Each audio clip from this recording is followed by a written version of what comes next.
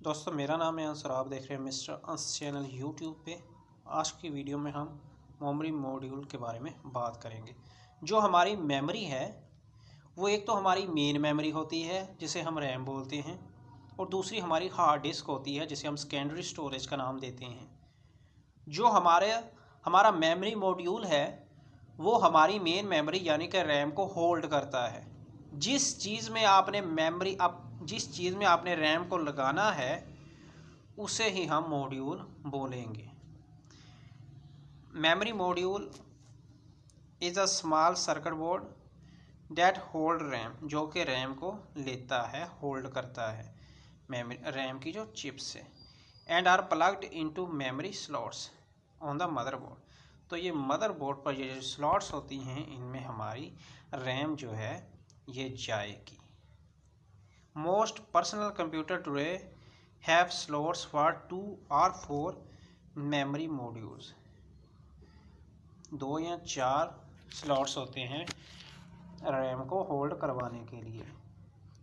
Memory module come in different size, इनका size different हो सकता है, and have several different pin configuration, उनकी जो पिन की तादाद है वो मुख्तलिफ हो सकती है। यहाँ पे अगर देखा जाए उससे यहाँ पे दिखाया है डीम सोडियम, ठीक है। ये आप देख सकते हैं ये वाली जगह, यहाँ पे हमारी 2 रैम्स लगी होती हैं। जिस चीज़ के अंदर आपने लगाना है रैम को वही हमारा मदरबोर्ड के ऊपर मॉड्यूल होंगे। The memory module contain memory chips, ये मेमोरी की चिप्स हैं, ये जो 4 ब्लैक कलर की देख रहे हैं। Memory module is plugged into a memory slot on the motherboard, ठीक है। यहाँ पे ये जो 2 चीज़ें हैं ये स्लॉट्स होंगी, यहाँ पे आपने लगाना है। नेक्स्ट अगर आप देखें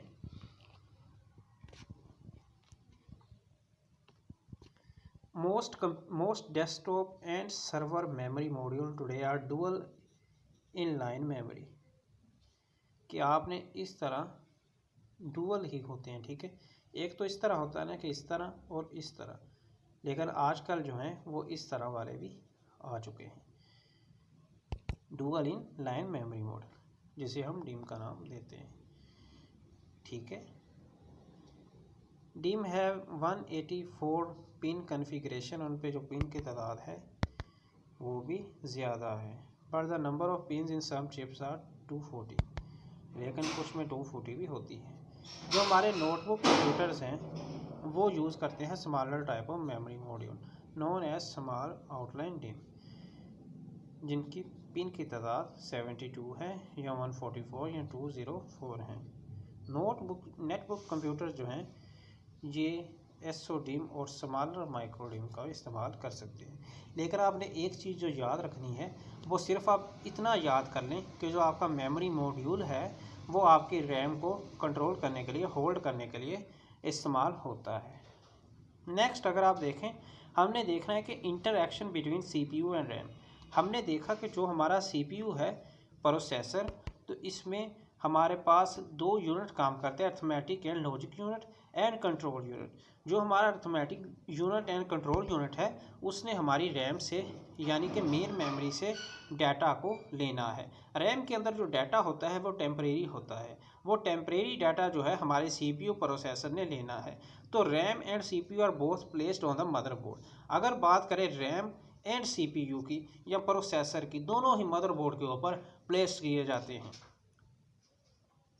RAM is the temporary memory, पीछे कई बार पढ़ा हमने, रैम जो हमारी है टेम्परेरी मेमोरी है जो कि डाटा को स्टोर करेगी इंस्ट्रक्शन को सीपीयू के लिए, लेकिन जैसे कंप्यूटर ऑफ होगा डाटा उड़ जाएगा।